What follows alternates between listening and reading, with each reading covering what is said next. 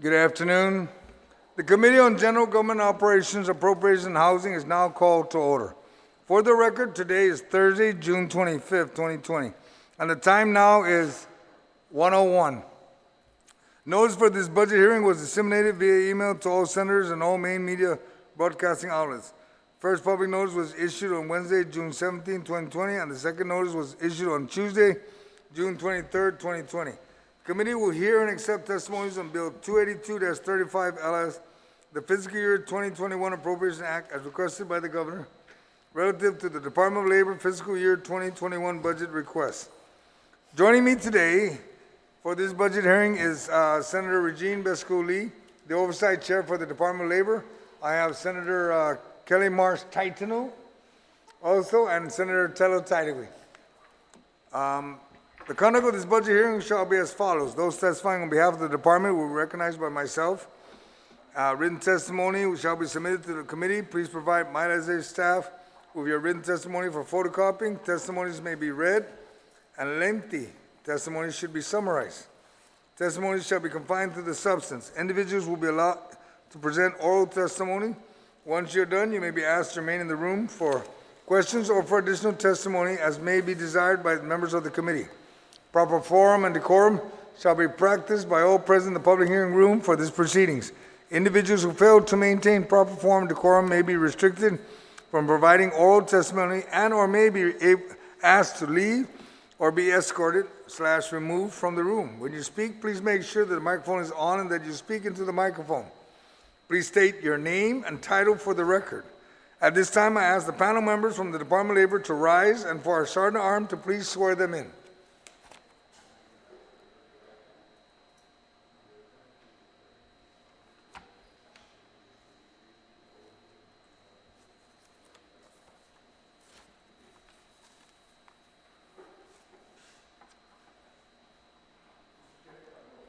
Thank you, Sergeant at Arms. I will now ask Mr. De Sola to please provide his testimony for the Department of Labor's budget for 2021. Thank you, sir. Thank you, Senators, for inviting us to come down here. My name is Dave De La Sola. I'm the Director of Labor, and I have Helen Mofness, my ASO, accompanying me to answer any questions that you might have.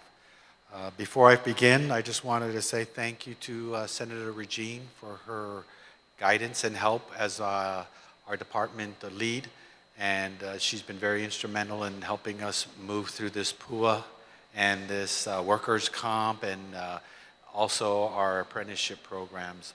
And we've been very transparent and helpful to each other throughout this year, and I thank you for your help.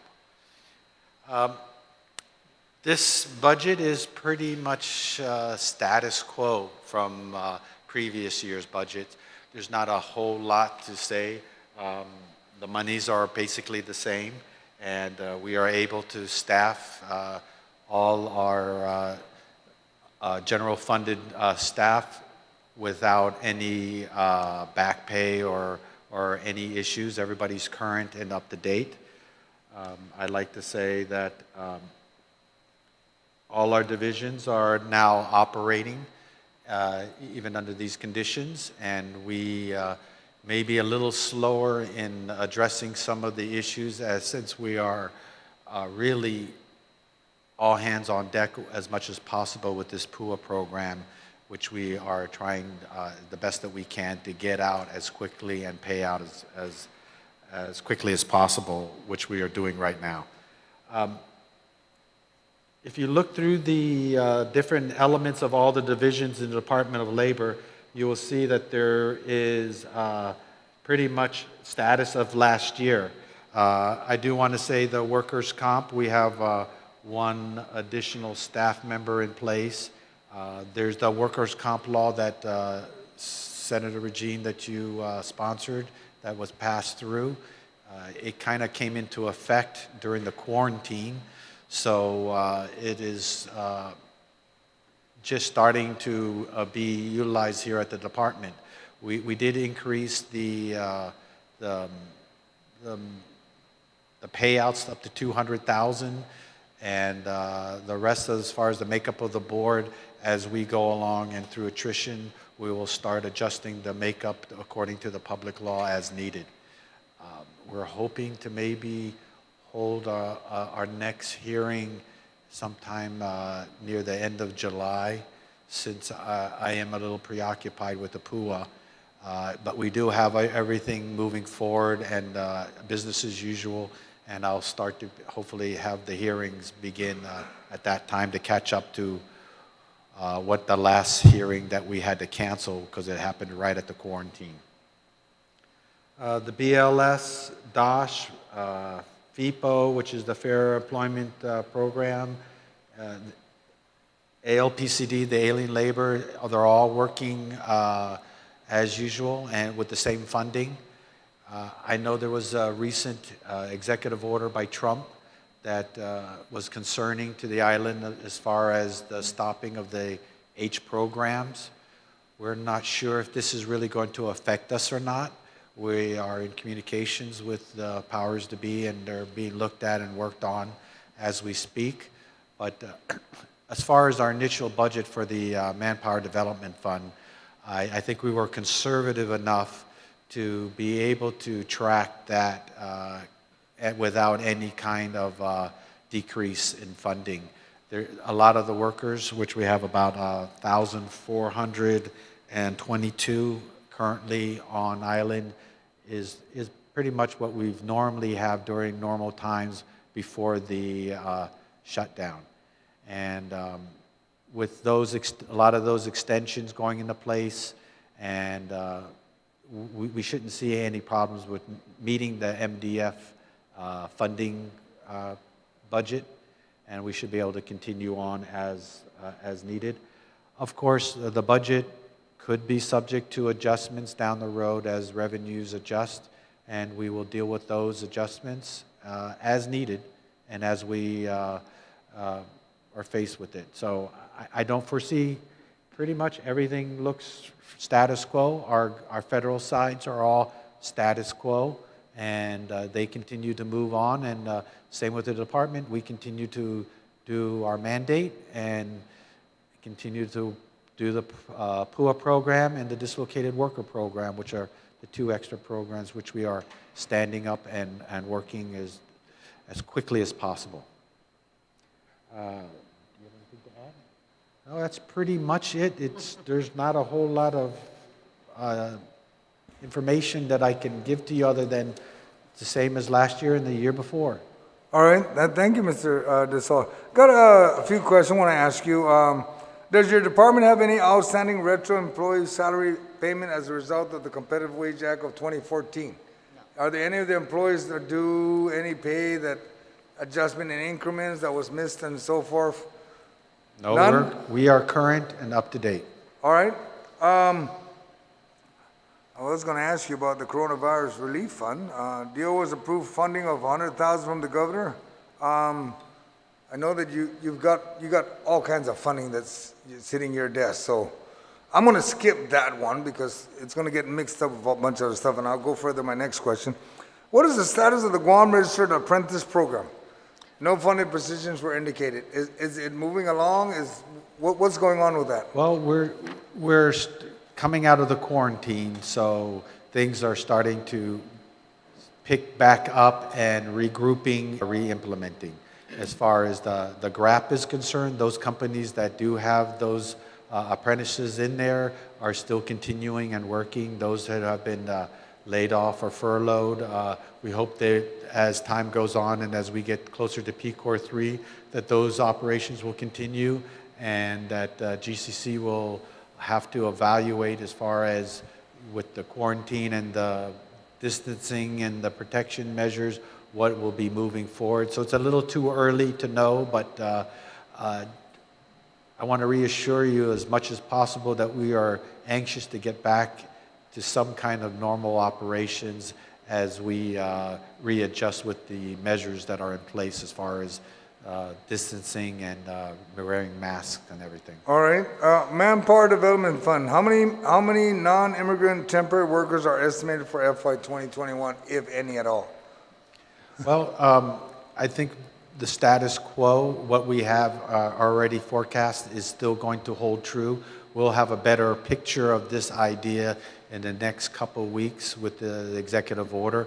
But as I said, we don't think that this executive order will affect Guam, and we're hoping that the powers will work out the situation and figure out how do we move forward to continue with the progress with the H2s and the buildup. All right. I'd like to recognize also another colleague that has joined us, Senator Jim Whalen. Next question is, I've got just two more questions, very simple. But I'm gonna jump first to the last one before I go to this one that I know is everyone will probably want to hear.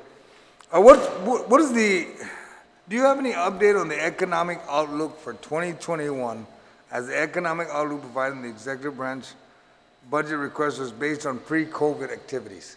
Well, this is being looked at as we speak. You know, we just got back into operations, and before that, we were frantically doing an outlook for the PUA program and trying to figure out the layoffs, the budgets, the requests, the implementation. So we've been really focusing on getting those numbers together and getting that out, and that's a very good question. And now that we've got this PUA ongoing, our chief economist is starting to shift and looking towards the unemployment report. I know he's standing up that and looking to try to do an unemployment report soon. And as far as putting together an economic outlook plan, I know he's organizing that as we speak. It's a little too premature for me to say anything as far as reporting out. All right. Okay, maybe looking at that next month probably then. I hope so. All right. Final question, and probably a question that everybody, all my colleagues like to know, is what is the status of the Pandemic Unemployment Assistance Program? How is it going along? And I think we're doing very well, despite maybe some of the reports. We're under 3 months, and we're able to stand it up, accept applications, and start paying. All those three have been done in record time, in an exhaustive time. With my core staff that I had, they've been working tirelessly, pulling in overtime to get this thing going. There's too many people with too many problems and not enough of us to solve everything. So we are just keep chipping away at this iceberg, trying to get out what we can. You know, a lot of times they focus on the problems, but you know, I want to say the first 3 days, we managed to get out $35 million. And 2 of those days was when we were soft open. We weren't even announcing it. So $35 million of claimants managed to effectively put in a good, clean claim. And then we're going to batch the second round, and we have another 36 million. So there are a lot of claimants that are successful. Of course, they're not the vocal ones. And we continue every day chipping away at the call-ins, the problems, the clearing, the going through the claims, making sure that they're clean for the next round of payments, going out in the library at GCC, doing in-person applications. FSM Consulate is taking care of the FSM citizens. We take in call-in problems. It's just the volume is more than what we have on hand, and but they work continuously, nonstop to answer and chip away at that, at all of them, and we'll eventually get everybody in and get everybody paid. And we're moving fairly quickly, and we have some fraud prevention measures that are going to be implemented into the system that I'm hoping that will be there within a week or so, and then that will run through all those claims, and hopefully we can then just batch them all out and do a really large payment for a lot of the claims, and then we can start concentrating on those with problems or those with that can't put in claims. All right. we're a little thin, but we're moving very well. Thank you. All right, thank you. And I'd like to thank you and all your staff for what you do. And I think the people of Guam that require the payment need to understand it's not as simple as I was unemployed. No. There's a process. And I think all the people of Guam need just, once you understand the process and you fulfill all the requirements, things will just work in their favor. Thank you, sir. Thank you. I'd ask now the Oversight Chair of Department of Labor, Senator Lee, do you have any question for Mr. De Sola? Sujus Masi, Mr. Chair, and good afternoon, Director De La Sola. Good Off the afternoon. day, Swapnis. Hey. I want to give a huge shout out to the team at GDOL and you, Mr. Director, for participating today, but especially given the important work that is ongoing, getting these unemployment benefits paid out. As I mentioned in previous hearings, as important as the work itself is, we as public servants have to really strive to communicate and share information about the work, while the people that we serve, especially the displaced workers, many of whom have now gone months without income. So I'm really so grateful that the help has finally arrived for some, and now many are being processed. So we'll continue to push because we do understand. We understand that administering this program means that children will be fed, that financial obligations will be met for rent and for utilities and other obligations. And we can finally realize some of the potential for much needed local commerce to support our struggling small businesses. And Mr. Chair and Director De La Sola, I don't think anyone in this room has been satisfied with the delays in getting this program stood up. And while I know that it's been really grueling for you and the team, we also, I also just want to thank all of those who are eligible for these benefits, for their understanding and for their patience. Because I think GDOL did work to stand this up in record time, but it really took a lot of patience and a lot of effort also from the people who are waiting. So I just want to acknowledge that and thank them for their understanding and for their patience. In terms of PUA, though, I do want to thank you, Mr. Director, for your responsiveness, for being out there and updating the media all the time, and submitting to more legislative hearings than any other agency in the government of Guam. I know we put you through the ringer. I can't apologize for that because I'm just doing my job, but I want to thank you for always being responsive, to you, to Hannah and the team, for always answering our questions.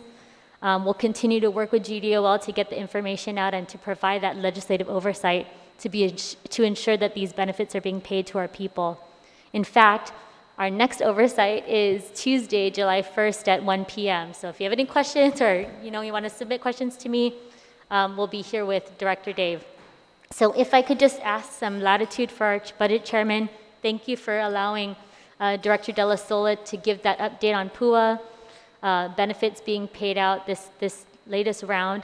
Can you also give us an update on the displaced worker grant? Because I know that was something we sent out an email, or we asked for people to respond to rapid response email, and then you were able to apply for this displaced worker grant. We received the grant, is that correct?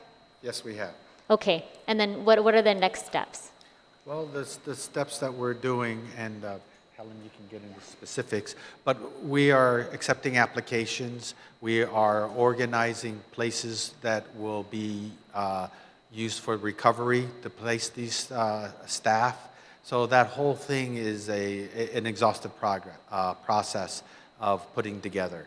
And so if somebody is unemployed or a displaced worker, where can they go to apply for the displaced worker grant? They could go down to the AJC, the American Job Center, the Bell Tower in Anigua, okay, and they can submit their applications. And please, you were right. You have to be unemployed because of the COVID.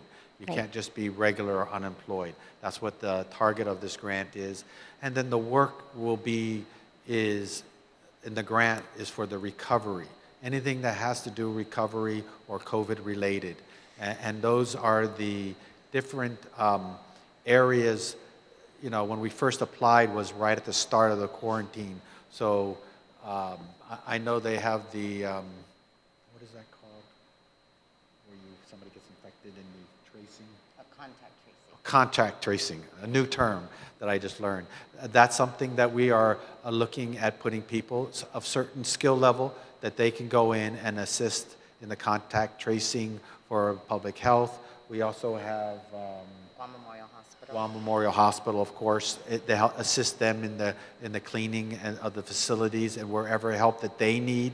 We're looking at the various staffs. We're just trying to identify the type of work that is needed so that we align the people who are displaced with that type of work. Not everybody is cut out to do every type of work, so we want to make sure that we hire them accordingly. Right. We also, we have some other places? Yeah, DOE, the food distribution. Oh, food distribution at DOE, Okay, Any great. Humanitarian or. humanitarian efforts and all that stuff. So this will help the What public was health, the total? What was the total amount for the grant? 1.5. 1.5 million. Okay, excellent. And we're looking at close to, oh, not quite, but close to 200, like 187 or something like Employees. that, to Okay. be able to place. It depends on the positions and the titles. But that's moving very well. It's just making sure that we place these people in where it's needed the most and would have the biggest impact. Right. Like, you know, if we put it to public health, that would free some of their personnel to be able to do other more important aspects of it, and we can do the workers to help hand out the food, get them packed up, get them organized and moved around. And Understood. so it makes their efficiencies of the existing GovGuam worker better. Thank you very much, Dave. One of the other concerns that I had is just the intense call volume. And I know that you had mentioned that the intense call volume for PUA and for your unemployment center. We also tried calling this morning. I know you have a long list of numbers, and it's just been difficult to get somebody on the phone. So I just wanted to know the PUA money that you received from the federal government, that covers people to answer the phones, correct? It covers it all. The problem that we had is because of the quarantine, we couldn't mass hire a lot of people. So we are slowly getting ourselves into the position that I'm hoping, if you remember, I told you about the fraud measures that we're Yes. trying to put in. If that goes into place, then those claims that are in there will be vetted better. Okay. And so for an audit, we can show that we put in some high integrity into the program. But the people that are- you did hire already, have they gone through training? Or are there Yes. some people are currently going through training? It's just I can just keep going on and on. The groups keep getting smaller because as we move forward with the payment, now we have to have a group of people go through the claims that are in there for the next couple days. Right. Go through those, scrub those out, the ones that may have issues or potential fraud, to clean up that for the next round of payments. Then we have another team that's going into the back door, that's going in from the first rounds, going through them and trying to clean them up so that they can get paid. Then we still got the walk-in applications at Right. GCC. Then we have the library that's still going on. Then we still got the call-ins, and we still have the people that are dealing with people calling in for problem claims. We're still going in. It's just so many groups. No, I and we understand, and I keep know that trying to it's grow. it's a massive organization, but I just want to impress upon you and again, all of the team at GDOL that, you know, the reason why they're working so hard and why we need to Yeah. make sure that we assist our people. So thank you in advance for that. And I do hope that once those fraud measures go in, then that'll free up that team of people and they can shift over and get back into the other teams. Understood. So it's just too many people, too many things, and we're trying to take care of the ones that do have claims in and get them in, and then the ones who can't get claims in, get them in. The Right. ones that have made mistakes on their claims, you know, unfortunately, they're just going to have to wait a little bit longer, and that's why I can't stress enough. Do it slowly, be patient, and make sure that you concentrate on the application process. This isn't a Department of Labor, Guam Department of Labor software. This is a U.S. Department of Labor. Right. That's the same one that's going nationwide with the same type of questions and the same type of criteria that's needed. So I'm just implementing the program that was given to me. Thank you very much. We know that this pandemic is causing a ripple effect throughout our island. In your opinion, how will our depressed economy affect revenue available to you through special funds next year, specifically with the Manpower Development Fund, which is reliant on fees that are related to worker visas? Well, I can only speak to the funds that affect Department of Labor, and as it looks now, I don't see them being affected too much. I think the importance of the realignment or the buildup that's currently going on, that we work very closely with the military, and even through the quarantine, they've been working. They're one of the few industries that have not been affected at all, and they continue to release projects and to implement them. And like I said, with the new executive order, we're hoping that there is some verbiage in there that may exempt Guam, and those people are working on that. We're supporting them. I know the governor is working closely to support us. And I do want to mention that, with all my programs behind the door, the governor and the lieutenant governor is blazing the trail. Every time I have issues, a lot of the people say there's delays in my program. The delays weren't from Guam. The delays were with US DOL and getting the payments, getting it organized, because it was a brand new program, and Guam was unique. They tirelessly, beat it down the doors in Washington, D.C., and got us heard to those places that we need to hear and get those problems solved to us. And that's one of the key reasons why we were able to stand this up so quickly, is because of their efforts. Thank you very much, Dave. We all know that GDOL received a lot of federal funds this year related to COVID. What investments and purchases that were made through these one-time opportunities will have kind of a long-term or permanent benefit to the department? For instance, were you able to acquire any critical hardware, software, or equipment that will benefit more than just your activities related to COVID? Well, you would think running $1 billion program that we would have been fat with resources and equipments and everything, but really we were way low the normal administrative cost. We wanted to make sure that all the funds got out to the people. But we will get some computers, some laptops that we're using for the remote sites and at GCC as extra standing stations, and some of the softwares that go along with it, and equipment to run the program. But in all extensive purposes, it's not a lot. We do have tables and chairs and desks that will help us, because after GCC, we're going to shift down to a smaller operation, and we have to stand that area up, and that's what we're currently getting ready to do now. Hopefully the massive wave of applicants and everything will be curtailed by the end of this next month. Thanks, Dave. I also want to acknowledge the collaborative work that both you and your department and this legislature undertook, and you mentioned it, to update our 30-year-old workers' compensation law. As reported in your budget, this is an issue that affects thousands of employees in the government and the private sector every year. With more than 126,000 processed medical obligations projected for the next fiscal year, Director De La Sola, can you update the committee on the progress of implementing the public laws that finally increased eligible compensation rates? I know the rates are set to go into effect around August of this year, and we've really worked to modernize the makeup of the Workers' Comp Commission. So can you just give us a quick update? You mentioned one person that you're hiring for this? Yes, we did bring in a person. That person, unfortunately, is working with me in the PUA program. I've had to pull everybody that we can, but they just came back to work in the last couple of weeks, and they are catching up with the paperwork. And even though they may have been quarantined, we were still operating at home.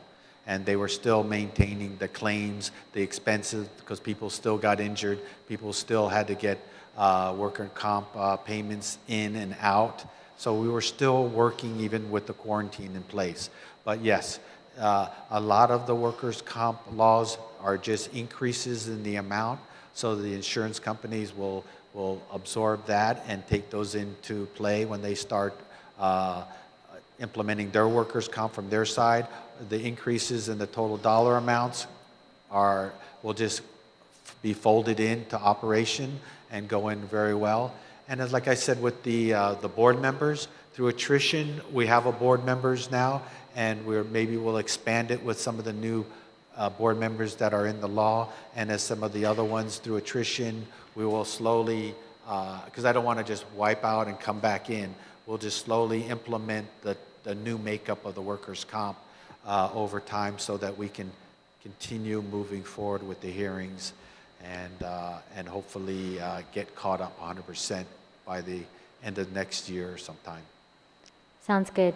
I know that this current request basically amounts to a status quo budget for GDOL, but I do want to note a spending cut of about $21,000 in annual membership fees and other contractual services. Can you detail for the committee what memberships are being eliminated and whether or not they'll have any effect on critical regional or national relationships that the department might rely on? Okay, so some were cut, but some of the memberships that were being paid by the general fund, we managed to get grantors approval and we shifted them over to the federal funds. So we work very closely with our regional office in San Francisco and Dallas, and they're very understanding at the current situation and have adapted to our needs.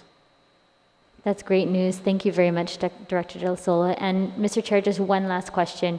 For added context of what the agency does, GDOL has some $4.6 million in active federal grants that it manages and administers. And that's more than double the department's local budget.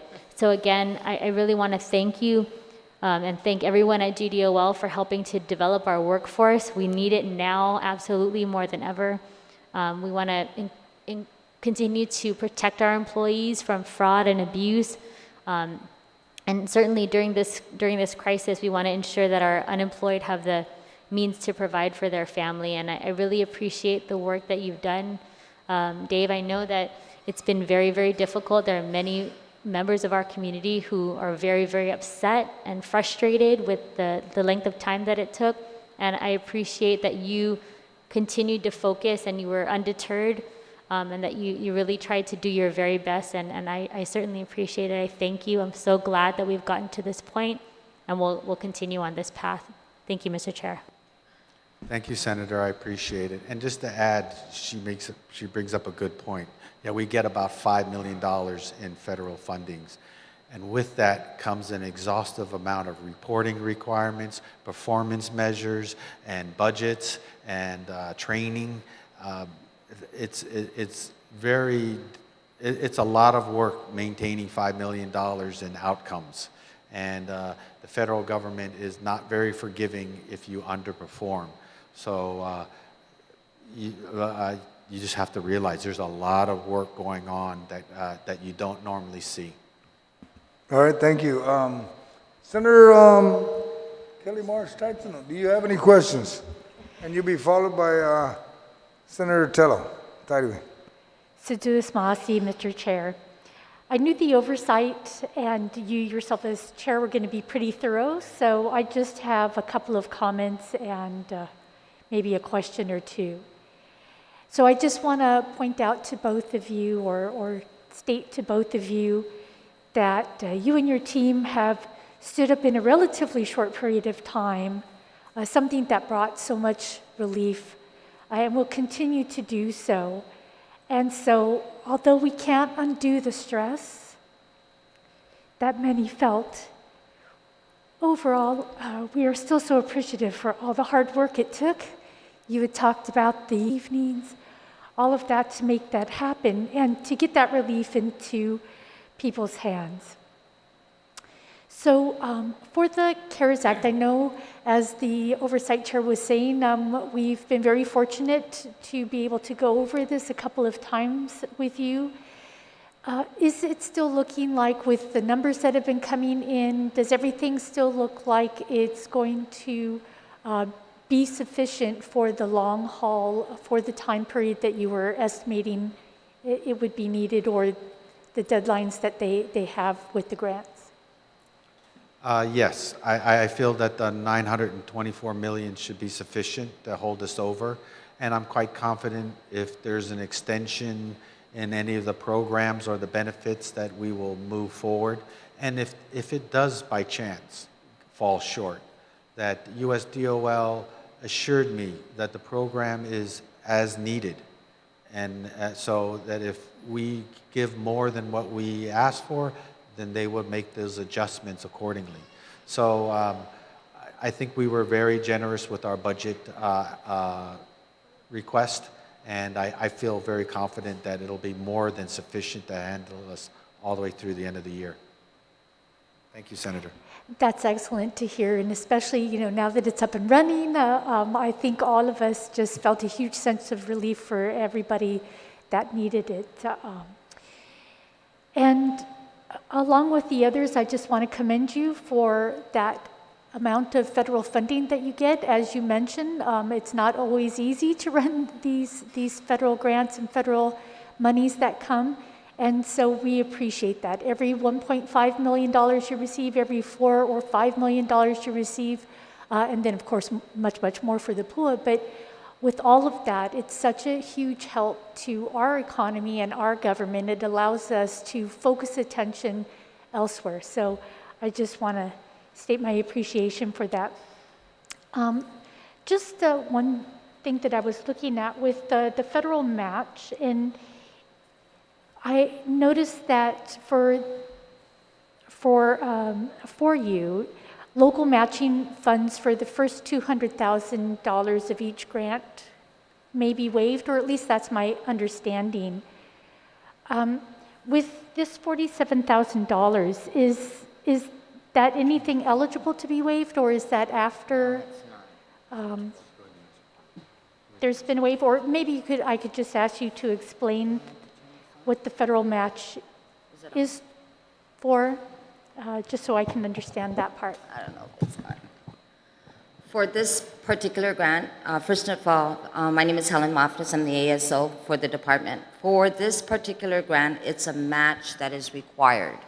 It doesn't fall within the first 200,000. This is a specific BLS grant, and I think Gary can probably provide more insight on this. We can provide that input later, but this is a specific and mandatory match. Okay, and thank you for clarifying that. I was seeking that kind of clarification, so that's very good to hear. And I guess the last thing that I wanted to ask is, do you think that there's any ability, maybe you have an understanding of the profile of our workers and our displaced workers, although some of that's maybe still being developed, but if we are affected by these non-allowance of H-2B workers and so forth, do we have workforce here that might be able to fill in for some of that, since we're kind of in these unprecedented times, that there are many who are now unemployed and maybe have more flexibility for considering other positions? Or do the skill sets maybe not seem to be matching up at this point? If you could speak to that a little bit. If I heard your question correctly, it is my hopes, my intentions that there will be additional displaced worker money coming in. And this is an opportunity for our island who people are laid off in different industries to maybe utilize federal funding to retrain them, put them through apprenticeship, put them through different programs, and it's a more demand-driven occupations. So we can retool the workforce into areas that are higher paying jobs, that are more in demand and not affected by tourism downturns and things like that. So this will be a whole, people gotta realize that after this PUA program is done, my work is only half done. I have to turn around and then help all those people who are off the program, who are laid off and unemployed, and start to address their needs and looking for what available opportunities are around the island. Sorry to say, but there's going to be more people than I have opportunities. But at least if we can put some of those people into jobs and train them, and then they can have a career and a new sense of not having to wait for the tourism to turn around, and give them some kind of education or upskilling, that when the things do turn around, they can get better jobs. Then that's what that's our best hope. And that's what we're really looking for after this PUA, and we're starting to get organized now for that tidal wave of people. Thank you for sharing that. Those kind of details are really important, and we need to remember that, yes, this is a longer-term effort than just the immediate time before us to December, or to even when we start getting to PCOR 4 or something, that we need to be working towards stability. And so it's really good to hear that the programs that you're working with for this training and other can provide more stability perhaps for those particular workers, and maybe we can build on this for training programs going further on. So Duas Masi, Mr. Chair, for letting me ask those questions. Thank you, Senator Kelly. I'd like to also recognize, joined us, Senator Sabina Paris. Senator Tello Tadui, you have any questions, ma'am? Absolutely, Mr. Chair. Thank you so much. Half a day, Dave, and Helen, so good to see you, my friend. It's been a while. I had a great opportunity to work with Helen Dave. She's a wealth of knowledge. I mean, she's a pillar of Department of Labor, and I'm glad to see that she's there assisting you. And thank you so much, Department of Labor, for everything that you're doing. It's finally out, you know, and I know there's a lot more work to do, so I'm not going to be too long and keep you, because I know you're very, very busy. I do have a question on the PUA. When does it end? When's the last application, or when's the finaling? The program ends December 31st. Right, but applications are people who... Applications will be ongoing all the way to the end. To December, all the way to December. So somebody December 30th files for the whole thing, then we will accept it and pay it accordingly. Okay, thank you so much. The Manpower Development Fund, that is funded by how H2 workers coming in and stuff. Okay, and that brings up my next question. The H2 workers that were their contracts has ended, and of course during COVID, I heard that there were difficulty get them back to the Philippines, some of them to the Philippines, or even get them out. What happens now? Does the Department of Labor play any role in these individual workers who are stuck here on the island and can't get off? Well, majority of them were extended because it's the amount of work and cost it takes to get them here. So a lot of times they're just extended. The few that were not allowed to go back just had to wait until the flights were available, and that's at the employer side. Okay, So that doesn't affect us here as far as our work at Labor, and in except to monitor them. Okay, and in the event that there are any issues or concerns on their safety or anything like that, do they have the opportunity to go to Department of Labor to complain, or say that they're being treated wrong or anything like that? Always, and Always, and they are very active at doing that whenever issues do pop up. So they get a full briefing before they are even to get their ID to start the work. They come in and they are given a kind of a briefing on and an orientation of the rules and the laws of on Guam, because they mirror the U.S. a lot. And so they're fully armed with the knowledge of any potential wage or work abuses. Okay. So David, the military buildup is continuing on, COVID or not COVID, and so Nothing affected it. When the workers come in, they're still bringing H2 workers in currently? Of course, there was a stop when there was a quarantine. Right. And as the flights are starting to open, Right.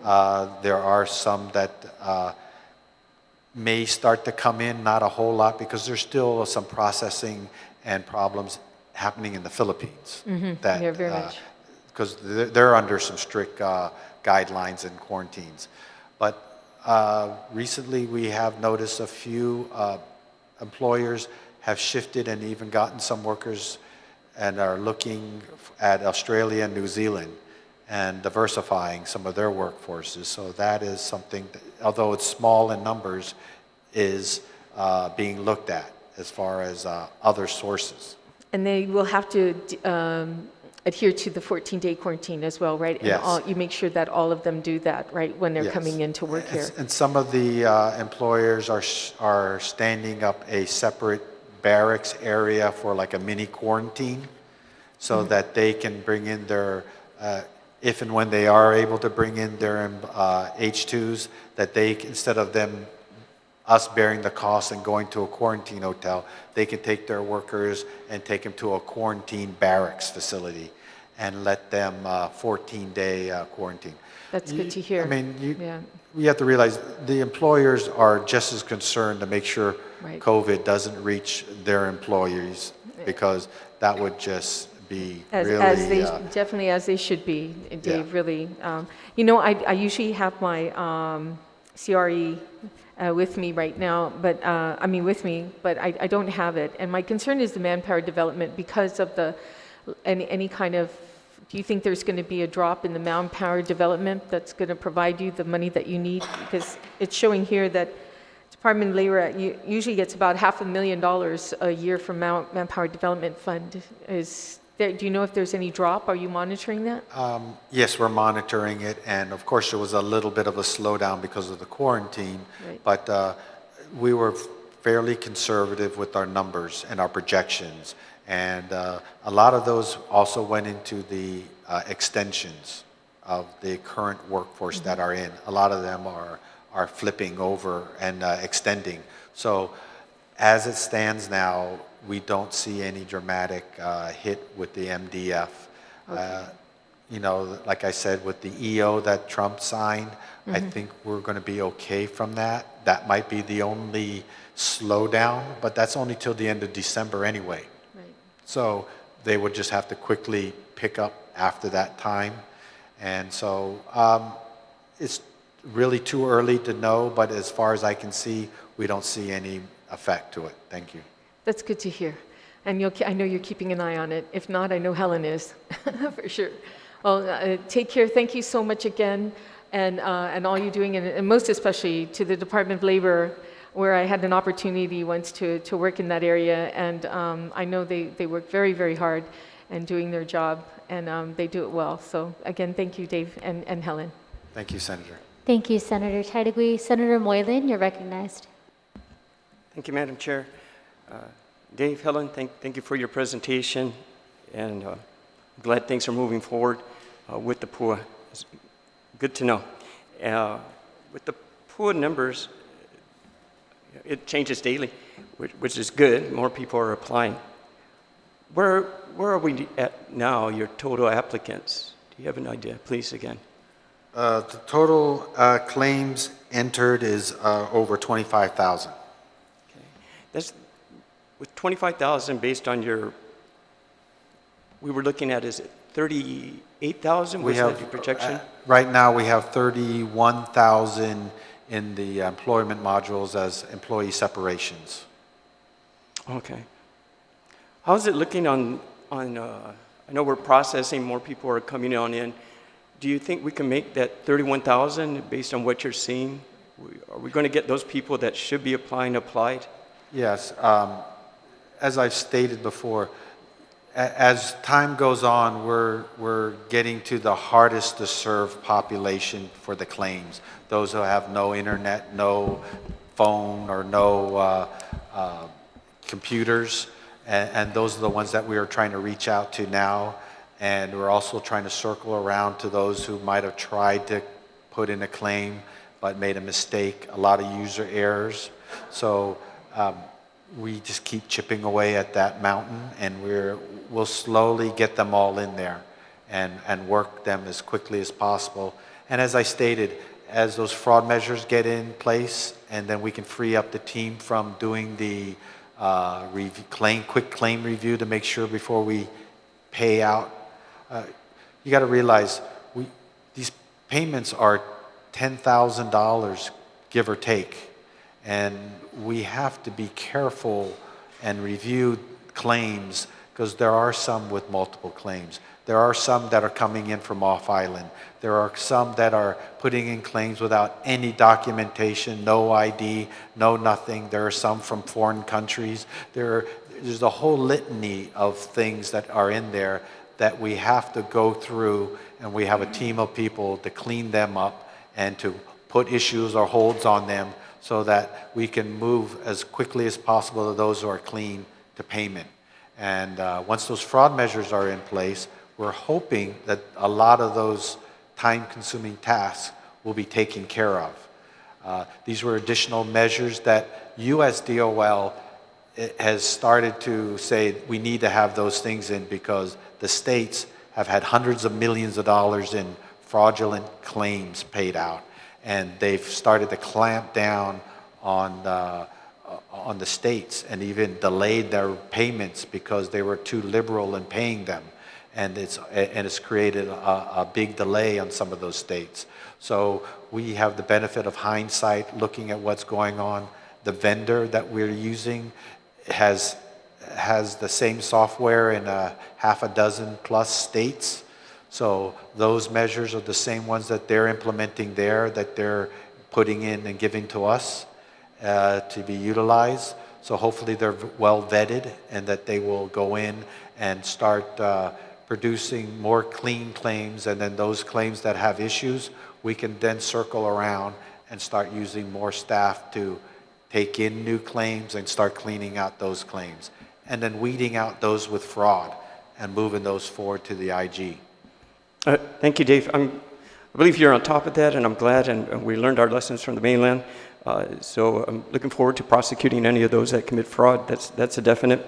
What I really like to see is that we do hit our mark that you projected for that funding. So our percentage of those inputted into the computer base compared to those we're still waiting for to apply, 31,000 is our goal number, and we're at, I'm sorry, one more time. 25. 25. So we're coming close. I don't know what that percentage is. But ideally, we want to get those 31,000 in. Of course. And then, we got to take our time and make sure it's all properly done and there's no fraud and duplicate applications there. But I know your team will be able to do it, and it's time consuming, but the diligence will make a big difference because right now the federal government allotted GDOL. How much money was that? We got the first The first allotment was 276 million. Okay, and then our goal when we reach the 100% of those that we projected. So with this second batch that gets out, we're hoping that'll total about $78 million out. When can we expect? I suppose it comes in increments. Are you expecting to receive the next increment after we have so many more inputted, or after we release so much? As we start drawing down from that 276 and we get close to exhausting it, all we have to do is put in a request to USDOL, and then they will give us another allotment. And they'll just keep doing that until we've pretty much exhausted all the claims near the end of the year and we use up everything. They're trying to keep it to a minimum as far as what they release to us. Understood. And the maximum amount which they would release to you, it would be? The maximum, well, the first one, I can only base it on the first one, which was 276, because they understood that the first initial claims are going to be high dollar. When we reach that percentage, because you budgeted based on? We budgeted 924 million for the whole program. And we feel that that's more than enough. Right. You got to remember, when we first budgeted that number was at the very beginning of this whole crisis. We had no idea how long the quarantine, what we're going to be expecting. It was just a crystal balling it. So if we were going to err, we erred on the high side than on the low side. And so that's why they give us an allotments. We'll just keep using and moving forward and getting the payments out as quickly as possible, getting people that are going, walking in and starting new claims or sitting down with them. It's a little time consuming, Sure. but that's what we have to do to get them to get their claims in. And that's why it's a little slower than normal, because there's a lot of people that just have no idea how to do it. And we can spend almost 2 hours with one claimant. Right. But, Understood. I'm just hoping that we do reach that goal amount eventually in the process. we will. Okay. I am confident we will. That's great. That's great. Thank you for that. And eventually this will be over, and we can let our hair down a little bit more after. A little bit. I don't have much hair, but yeah. Right. No pun intended, Dave. But your next struggle, speaking about budgets and your facilities, is also the Hersling building, right? And that you're moving. Your location is moving, right? And right now you have the bell tower and you got GCIC, and I think the goal is to have those offices all at. No, we're going to move the AJC to the Hassler building, the old Hassler. legislature. Okay. So And that's being worked on right as we speak. The space of the Hassler can only handle the operations of the AJC. Which is the bell tower. The bell tower, yes, I'm sorry. Okay. So that's also a combination of DISID will be there with you, and We're going to have a lot of our core partners with us. it sounds like a great idea. So and- it's a great idea. Right. And it's all one floor, which Yes. makes it the difficulty of the American Job Center, because there's stairs, there's elevator. Right. Here, the disabled, the people's, it's all one floor, park, walk through, and it's much more accessible. So it's GDOL, DISID, Veterans Affairs also? DVR, It's the DVR Veterans Affairs. yes. That's what I know of. The fourth one is there 4 or 3? DVR, DISID, DVR, okay. Veteran Affairs, and us. Okay. Is some of the CARES money, could that be used there? But you would have some distancing requirements, of course, and then maybe you need the shields also. The CARE monies that I got was for PUA, and is specifically for that type of program. And then the other CARES money, of course, is the dislocated worker program, and those are specific. You have to be careful where you move funds around and how you use them. The CARE relief money I was referring to is the $117 million from the CARES Relief Fund through the ADALOOP. I'm just hoping budgeted was provided so that you can have those proper shields. Well, I when think you move into the new office. by the time we move, we have to see where we're at as far as this whole pandemic and what is needed. The good thing is the move is covered under our federal funds. So there's no local funds being used for our move with the Hassler. Yes. There's no local funds being used. So our feds have been very well in the loop of everything that we're doing, as they usually are when we're spending their money. And they've given us approval on everything that we've done. And then, like I said, some of the computers or laptops that once the PUA program winds down, that are being used for the satellite sites and for taking applications, those will be probably moved over to the AJC for the learning labs that we will set up so that they will have the laptops over there. And and the tables and the chairs that we are using for the standing up of the in-person processing, that will also go to the AJC. So there are some things that will benefit from the residual equipment and furnishings that is needed to run our PUA program.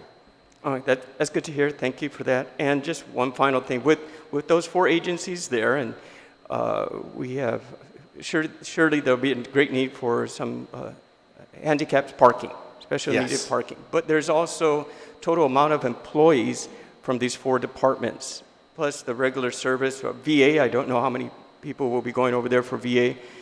Is there actually enough parking to include the total amount of employees there, or do we get to make some streets one way in a certain direction, or you're going to bus in people? That's a good question, and that is being addressed by Public Works and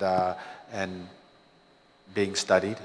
So we'll have to wait to see what the results are for that. I know they're looking for additional parking spots and maybe lots or something like that. So I don't have that answer right now. Thank you. Okay, thank you. And if you want to just put one last quote out for anybody that hasn't applied yet for PUA, please do so. If you can just get that quote out, because I think we really need to see all those that are eligible. And you've made a lot of things very friendly by even if you can't get down there, you can call up on the phone, and they can do your application on the phone. We also have a tutorial out there that is on YouTube, so it'll take you step by step, and you can just apply and listen and to the YouTube video, and it'll answer a lot of your questions and should help you apply. And yes, nobody wants to make sure that every claimant is in than me. That's the whole purpose of what I'm trying to work tirelessly to do. Is just we have to do it in a logical way. Unfortunately, there's just more people than we have. We'll get to everybody, and we'll just keep doing our best with the amount of people, and we'll just keep adjusting and making things better as we go along. And I appreciate your help and assistance in any way that you can. Okay. Thank you, Dave. Thank you, Helen. Thank you, Madam Chair. Thank you. Senator Sabina Pierce, do you have any questions, ma'am? Hungan, thank you, Mr. Chair, and thank you, Dave and Helen, for your tireless efforts during this time. I just an agency that has only about 20 employees can actually handle almost $1 billion worth of funds. So appreciate all your efforts. Thank you, Senator. I appreciate it. So a lot of the questions have been asked already, but I just can clarify a couple of things. And I think one of the things that I've been very interested in is the Displaced Workers Program. And it's great to hear that you're already thinking ahead and looking at ways to kind of boost the economy in areas that are going to give Guam more resiliency economically. And I know I've spoken to President Okada, and she said she's working with you in regards to apprenticeship programs, and that's great that you guys are being proactive about that. So also in one of my conversations, also with some of your staff, there was some interest in boosting the agricultural, aquaculture industry. What is the status of that? I know that's something for Guam. It's great if we can manufacture products here. I think that would help. And I agree with you. That's something that's very close a priority to the governor and lieutenant governor, some of those other new demand occupations and those other new fields. So yes, we are extending, and we're trying to develop a pre-apprenticeship program, an apprenticeship program in agriculture and aquaculture and farming. So we are trying to put together some, maybe for GRAP or for some of the apprenticeship dollars to go out to those fields. This whole quarantine and pandemic thing is kind of slowed that whole process. But when things start to calm down, we're going to take that with new vigor. I know Gita, Melanie is very near and dear to her too. So we are working as a team to try to see how we can help our local people stand up in the agriculture and build that. We are looking at programs that maybe we can implement at GCC, some pre-apprenticeship type of programs that would also feed into those type of programs. So we are looking very aggressively towards moving and helping those areas. Great. Thank you. Great to hear. And just to clarify, you'd mentioned that this budget that you have before us is enough to carry you through the fiscal year after the CARES budget has been expended? After the CARES money has been expended?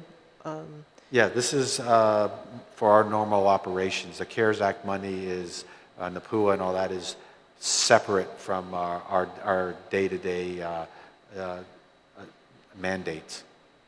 Okay. Yes, and this budget is adequate to get us through. Thank you. And as far as vacancies, do you have current vacancies in the agency? You know, there's always an ebb and flow of vacancies coming and going, people retiring and things like that. We don't have a large amount of vacancies, but I assume usually by September there may be a retirement or two. But there's nothing that jumps out at you at this time. Okay. All right. Thank you so much, and thank you for all your efforts, and we appreciate it greatly. Thank you, Mr. Chair. Thank you, Senator. I appreciate it. Thank you, Senator Paris. Mr. De Sola, being that this committee will conclude this budget hearing, the committee will continue to receive testimonies for the next few days. We'll continue to receive testimonies. Please address your written testimony to the Committee on General Government Operation, Appropriation, and Housing and submit it via email to Senator Joe S. Agustin at gmail.com. Sizuz Masi for your attendance and participation in today's hearing.